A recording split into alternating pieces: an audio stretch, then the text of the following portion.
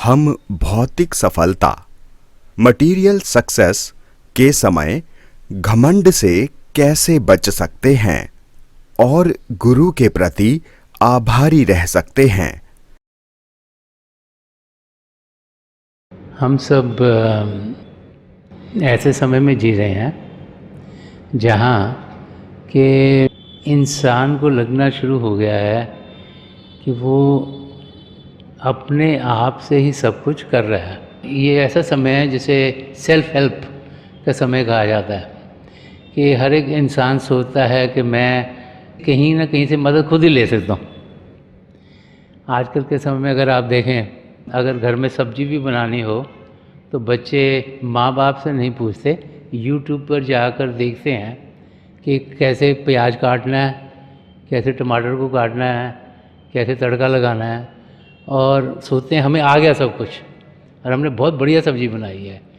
और अगर अपने माता जी को या दादी जी को या नानी जी को पूछेंगे तो पता लगेगा कि स्वादी सब्ज़ी कैसे बनती है।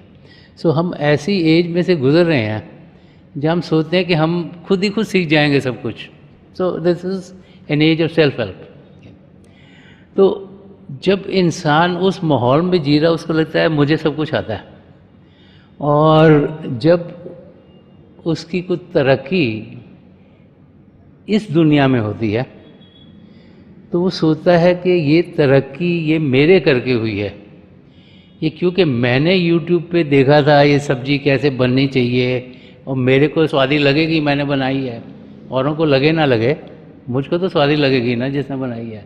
तो सोचते हैं हाँ मैंने बड़ा तीर मार दिया। सो उससे इंसान के अंदर घमंड आना शुरू हो जाता है कि ये मेरे करके कुछ हुआ है।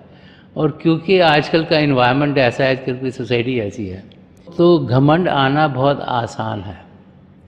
हमें ये जानना चाहिए कि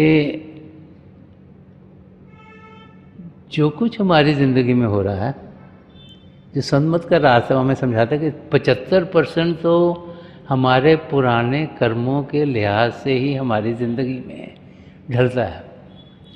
तो मेन पोर्शन 3/4 तो जो भी हो रहा है वो तो हमारे पुराने कर्म कैसे थे, जब हम पहले मानव चोले में आए, हमने क्या सोचा, क्या बोला, क्या किया, उसके कारण हमारे कर्म बने, संचित कर्म। उनमें से जो हिस्सा इस ज़िंदगी में गुजारना है, प्रलभ कर्म, वो 75% ज़िंदगी में है। बट प्रभु ने 25% हमें फ्री विल दी है कि हम क्या करना चाहते हैं। प्रभु भी देखना चाहते हैं कि हम किस ओर बढ़ना चाहते हैं। क्या हम में कोई लगन है प्रभु को पाने की, कि हम सिर्फ इस दुनिया की चीज़ों को ही पाने की कोशिश करते हैं। तो जब ध्यान बाहर की दुनिया में होता है तो लगता है कि बाहर की दुनिया में अगर कुछ मिलेगा तो वही सही सफलता है, तो इंसान उस ओर बढ़ता है। और जब बाहर की चीज़ें उसे मिलनी शुरू होती हैं तो इंसान की हमें ईगो बढ़नी शुरू हो जाती है, और जब ईगो बढ़ती है तभी इंसान के अंदर घमंड आना शुरू होता है। तो ये सब कनेक्टेड हैं। जितना ज़्यादा ध्यान बाहर की दुनिया में करेगा और सोचेंगे कि बाहर की चीज़ें हमें चाहिए, और जितनी अगर मिलती जाएंगी हमें, उतना ही हमारा घमंड बढ़ता चल जाएगा, और उतना ही हम देखेंगे कि हम ज़िंदगी ऐसे जी रहे हैं जैसे सब कुछ हमारे करके हो रहा है। जब ध्यान हम असलियत की ओर करते हैं, और जब हमें ये समझ में आ जाए कि अगर पत्ता भी हिलता है तो प्रभु की रज़ा में हिलता है, कि सृष्टि में जो कुछ हो रहा है वो प्रभु की रज़ा में हो रहा है। ठीक है, उन्होंने हमें लॉन्ग रोप दे दी है कि 25% हम जो मर्जी करें, लेकिन वो भी उनकी नॉलेज में है, और ये जाने कि उनकी दया करके ही हम कुछ कमा सकते हैं, किसी पद पे पहुंच सकते हैं, कोई मटेरियलिस्टिक गेन कर सकते हैं। तो तब हम देखेंगे कि हमारे अंदर घमंड नहीं होगा, लेकिन हमारे अंदर शुक्राने हैं कि लफ्ज़ निकलने शुरू होंगे। तो इंसान को समझना चाहिए कि ये सृष्टि प्रभु ने रची है। प्रभु हम सब के भीतर, हमसे अलग नहीं, वो चाहते हैं कि हम 84 लाख जियाजों से छुटकारा पाएं। वो चाहते हैं हम प्रभु से प्रेम करें। वो चाहते हैं कि इस मानव चोले में होते हुए, क्योंकि इस चोले में उन्होंने सब पदार्थ दिए हैं जिनके ज़रिए हम प्रभु को जान सकते हैं, उनको पहचान सकते हैं, तो पिता परमेश्वर चाहते हैं कि हम उनसे प्रेम करें, हम प्रेम के ज़रिए अपनी रूह को उड़ान दे पाएँ, अंदर के मंडलों में बढ़ें और इसी ज़िंदगी में अपनी आत्मा का मिलाप परमात्मा से कराएं। तो प्रभु ने इसीलिए 25% फ्री विल दी है कि हम अपना ध्यान बाहर की दुनिया में नहीं लेकिन अंदर की दुनिया में करें। और जब अंदर की दुनिया में करेंगे तो अंदर की दुनिया तो हार्मनी की दुनिया है, अंदर की दुनिया आनंद की दुनिया है, अंदर की दुनिया खुशियों की दुनिया है, अंदर की दुनिया आत्मा का परमात्मा से मिलाप होने की दुनिया है। और उसका अनुभव होते ही हम देखेंगे कि हमें वो अनुभव होंगे जो हमें ये दर्शा देंगे कि जो कुछ भी यहाँ हो रहा है वो प्रभु की रज़ा से हो रहा है और हर एक चीज़ यहाँ बराबर की है। जब ऐसा अनुभव होता है तो फिर घमंड अपने आप ही ज़िंदगी से निकल जाता है। सो द की इसके भी इंसान अभ्यास करे, मेडिटेट करे, अंदर की दुनिया में बढ़े, प्रभु के जो जाति रूप है उनका अनुभव करे। और वो जो अनुभव है, जो एक्सपीरियंस है, वो ही हमें उस अवस्था में पहुंचाता है जिसमें कि जिस तरीके से प्रभु ने हमें जीने के लिए भेजा है, जो प्रेम का रास्ता है, जो एकता का रास्ता है, उस रास्ते पर हम कदम बढ़ा पाएं। हमें सद्गुरु की आज्ञा का पालन करना क्यों जरूरी है?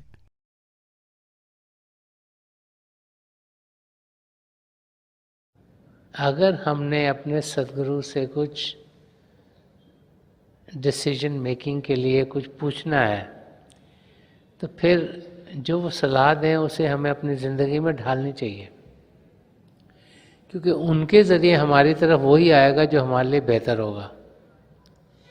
चाहे हमें उस समय समझ में आए कि ना आए वो बेहतर है कि नहीं, लॉन्ग टर्म में जो जो हमारे लिए बेहतर होगा वही डायरेक्शन उनकी ज़रिए हमें मिलेगी। क्योंकि हम थोड़ी समझ के हैं, सोचते हैं कि बहुत समझ के हैं, तो हम हर एक चीज़ को अपनी समझ के लिहाज से ही समझने की कोशिश करते हैं। हमें मालूम नहीं हमारे पीछे क्या था, आगे क्या होने वाला है, लेकिन हमारे सद्गुरु वो सब जानते हैं और इसीलिए हमें समझाते हैं कि किस तरीके का रास्ता हमें अपनाना है। एक आदर्श परिवार कैसा होना चाहिए? सबसे पहले तो ज़रूरी है कि जो माँ बाप हैं उस परिवार के, जो हेड ऑफ़ द फैमिली हैं, उनकी नेचर प्यार से भरपूर होनी चाहिए। जैसे वो बोलते हैं, जो वो चाहते हैं बाकी लोगों जो परिवार में हैं उनसे कि वो किस किस्म की उनकी ज़िंदगी हो, उसका ज़्यादा असर नहीं पड़ता। जैसे वो खुद हैं उसका बहुत असर पड़ता है। अगर माँ बाप बच्चों को बोलें तुम उठ के भजन किया करो, तुम झूठ मत बोला करो, तुम किसी से लड़ाई मत करा करो, और आप वो कभी उठ के भजन नहीं करें, आप सारा दिन लड़ाई झगड़े करते रहें, आप झूठ बोलते रहें, तो फिर उनके बोलने का बच्चों पे कोई असर नहीं होता। तो सबसे ज़रूरी है कि जो हेड ऑफ़ द फैमिली हैं, जनरली माँ बाप ही हेड होते हैं फैमिली के, उनका जो अपना तरीका है जीने का वो ठीक होना चाहिए। ठीक कैसे होगा कि जो प्रिंसिपल्स लाइफ के हैं, जो उन्हें अपने सद्गुरु से मिले, उन पर उन्हें अमल करना चाहिए। हम प्यार से जिएं, करुणा से जिएं, औरों के मददगार हों, तो हमारी ज़िंदगी इस किस्म की होनी चाहिए। जिसकी ज़िंदगी ऐसी होगी उसका असर उसकी फैमिली में ऑटोमेटिकली होगा। उनको कुछ कहने की ज़रूरत ही नहीं है, क्योंकि हम लोग जो चीज़ बाय एग्जाम्पल किसी को पास कर सकते हैं वो बोल के नहीं कर सकते। तो ये ज़रूरी है कि जो जो चीज़ें हम सीख रहे हैं, जो हमें एक सच्चा इंसान बनाती हैं, उन्हें हम ज़िंदगी में डालें। दूसरा ये है कि परिवार में एक दूसरे की इज़्ज़त होना बहुत ज़रूरी है। बच्चे बुज़ुर्गों की इज़्ज़त करें, बुज़ुर्ग बच्चों की इज़्ज़त करें, ताकि एक दूसरे में बातचीत खुल करो। द चैनल ऑफ कम्युनिकेशन है ओपन होना चाहिए, ताकि कोई भी सदस्य परिवार का उस परिवार में किसी से भी कोई भी बात कर सके। जहाँ पर ऐसे होता है कि कुछ चीज़ें यही कर सकता है, कुछ चीज़ें ये कर सकता है, कुछ चीज़ें ये करता है, तो वहाँ पे कभी क्लैरिटी नहीं होती, क्योंकि उस वक्त फिर इंसान के दिमाग में रह जाता है कि शायद पता नहीं उनको क्या मालूम है, हमको मालूम नहीं, फिर हम खुल के जी नहीं सकते। तो मेरे ख्याल में एक आइडियल फैमिली के अंदर, एक आदर्श परिवार के अंदर ये ज़रूरी है कि आपस में बातचीत होनी चाहिए। अब बातचीत होगी तो चीज़ें फिर ठीक होती चल जाएंगी। डिफरेंस ऑफ ओपिनियन हो सकता है और नॉर्मल है, लेकिन डिफरेंस ऑफ ओपिनियन का मतलब नहीं कि भाई लड़ाई हो या झगड़ा हो। अगर किसी का ओपिनियन डिफरेंट है उसको सोचना चाहिए, समझना चाहिए, अपना पॉइंट ऑफ व्यू रखना चाहिए, फिर जो चीज़ बेहतर लगे वो उसको इस्तेमाल करना चाहिए। लेकिन लड़ाई झगड़ा नहीं होना चाहिए, और ऐसे भी नहीं होना चाहिए कि सारे डिसीजन एक ही इंसान मेक कर रहा हो और कोई ना मेक कर रहा, तो उसमें वो फिर फैमिली किसी की खुश नहीं रहती। कोई गिव एंड टेक ज़रूर होना चाहिए, ताकि हर एक सदस्य उस फैमिली का ये जाने कि मैं भी इस परिवार का हिस्सा हूँ, और जो मैं सोचता हूँ, जो मैं कहता हूँ, उसको भी कोई और सुनता है। अगर हर वक्त खाली सुनने को ही मिले और जो हम सोचते हैं वो कोई सुनने को तैयार ना हो, तो फिर ज़िंदगी इंसान की सही तरीके से गुजरती नहीं, ना ही वो परिवार कभी सही तरीके से आगे बढ़ सकता है। तो मेरे ख्याल में वो परिवार जिसमें कि जो बुज़ुर्ग हैं या जो हेड ऑफ़ द फैमिली हैं, उनकी समझ सही होती है तो वो परिवार सही रहता है, क्योंकि उनका असर बच्चों पर, भाई बहनों पर, औरों पर बहुत पड़ता है। तो अपनी ज़िंदगी को एक आइडियल बनाएं, एक ऐसी ज़िंदगी बनाएं जो कि एक सच्चे इंसान की होनी चाहिए, तो उसका असर खुद ब खुद फैमिली पर होगा और सारी फैमिली ठीक होनी शुरू हो जाएगी। क्या डर की भावना भी काल का रूप है? डर इंसान के अंदर इसलिए आता है क्योंकि उसे मालूम नहीं कि उसके आगे क्या होने वाला है। तो ये भी काल का एक तरीका है हमें असलियत से दूर करने के लिए, क्योंकि जब सच्चाई हमारे अंग संग होगी तो फिर हमें किसी चीज़ का फ़िक्र नहीं होगा। जब हमें पूरा यकीन होगा कि पिता परमेश्वर हमारे अंग संग हैं, जब हमें पूरा यकीन होगा कि हम पिता परमेश्वर की दया दृष्टि के अंदर हैं, तो फिर हमें किसी चीज़ का फ़िक्र नहीं रहता। लेकिन जो डर है वो मन उत्पन्न करता है ताकि हम हलचल में रहें। मन नहीं चाहता हम पिता परमेश्वर को जाने, पहचाने, तो मन हमें हलचल में डाल देता है, और जब मन हलचल में डालेगा तो हम ध्यान टिका नहीं पाएंगे। तो जो डर है वो भी काल का हमारे मन के ज़रिए एक तरीका है ताकि हम अपनी मंजिल की ओर ना बढ़ पाएँ। इसीलिए बार बार समझाया जाता है कि हमारा विश्वास पिता परमेश्वर में और अपने सद्गुरु में पूर्ण हो, क्योंकि जब उन पर विश्वास होगा तब हमें अंदर से ये यकीन होगा कि जो कुछ भी हमारे साथ हो रहा है हमारी बेहतरी के लिए हो रहा है।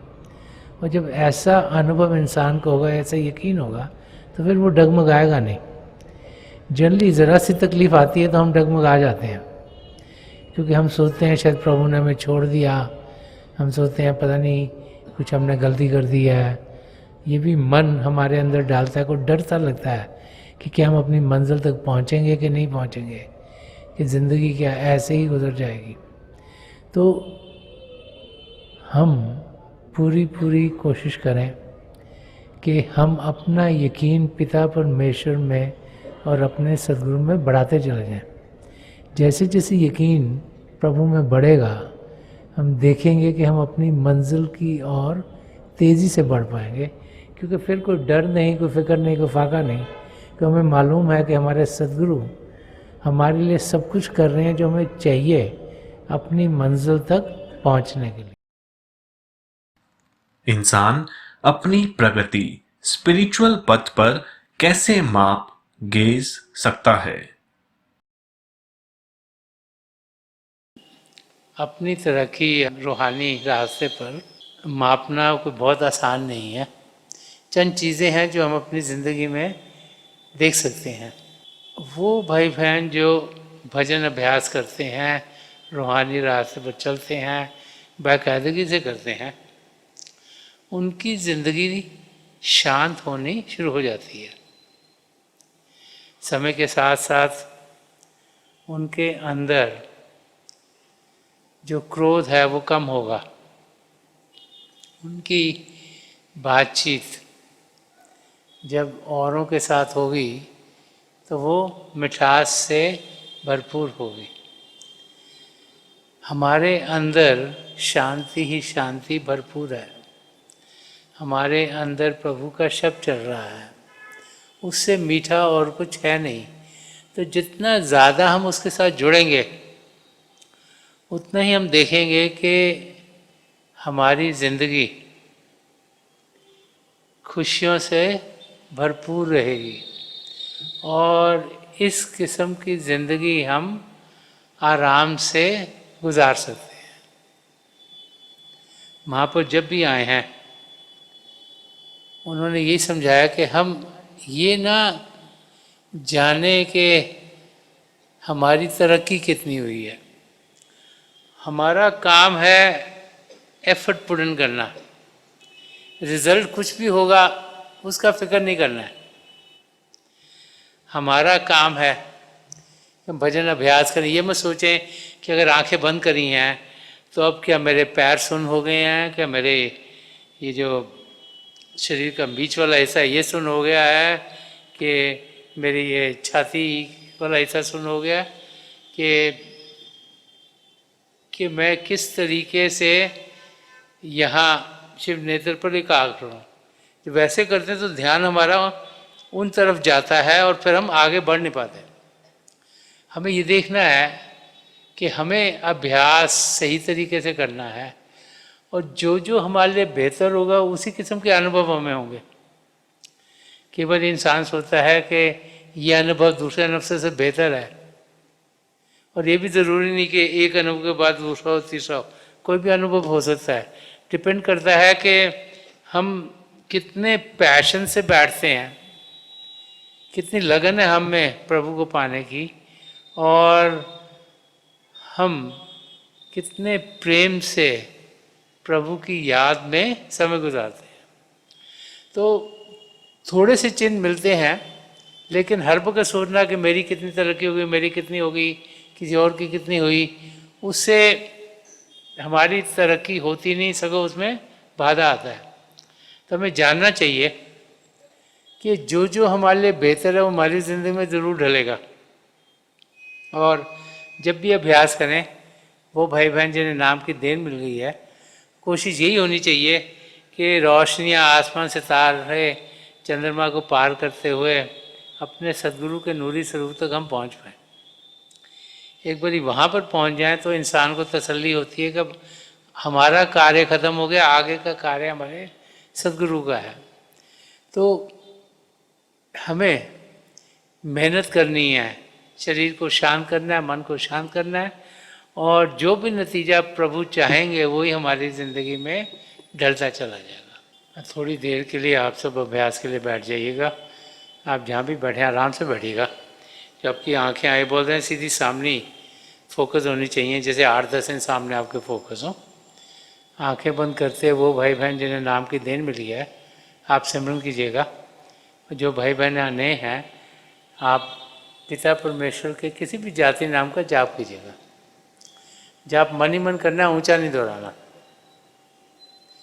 आपके सामने रोशनी के चिन्ह दिखने शुरू होंगे और वहाँ पे बड़े ध्यान से देखिएगा और कई नज़ारे आपको देखने को मिलेंगे। मेरी प्रभु के चरण कमलों में और जो पिछली सेंचुरी के महापुरुष हुए हैं, हजूर बाबा सावन सिंह जी महाराज, परम संत कृपाल सिंह जी महाराज और दयालपुर सुदर्शन सिंह जी महाराज के चरण कमलों में यही प्रार्थना है कि जो जो हम सबके लिए बेहतर है महापुरुष में दें, हमें सबके साथ जोड़े और हमारे भीतर प्रभु की ज्योत के हमें दर्शन करवाएं। थोड़ी देर में आकर मैं आपको इस बैठक से उठाऊंगा और मेरी शुभकामनाएं आप सबके साथ हैं।